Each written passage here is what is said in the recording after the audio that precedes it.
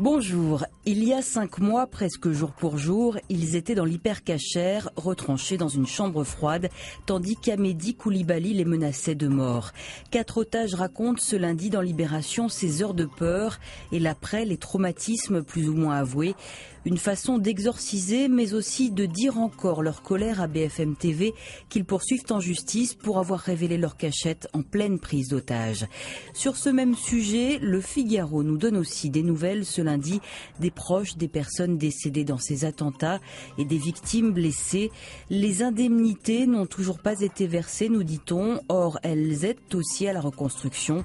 Comme de comprendre ce qui s'est passé, Maryse Wolinski dit ainsi toujours chercher des informations.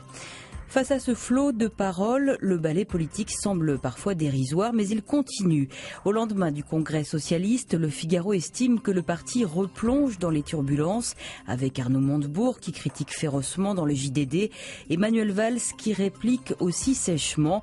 Libération tente de prendre du recul sur la question en interrogeant l'économiste de gauche Thomas Piketty. Lui aussi n'est pas tendre avec le gouvernement en place. On a besoin, dit-il, de réformes fiscales et sociales de fond, pas d'une improvisation permanente.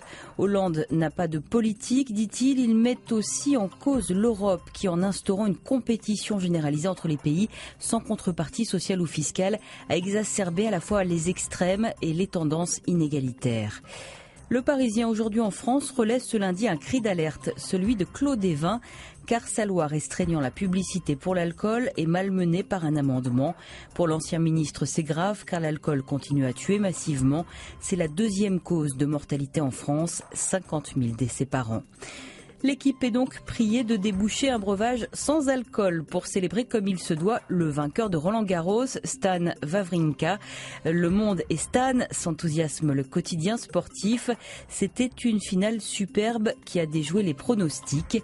L'enthousiasme n'est pas de mise en revanche dans la presse concernant l'équipe de France de football battue par la Belgique en match amical. Et dire que l'Euro est dans un an, s'inquiète le Parisien aujourd'hui en France. Et que dire de la présidentielle qui est dans 2 ans, en renchérit Willem dans son dessin du jour dans Libération. Bonne lecture, à demain.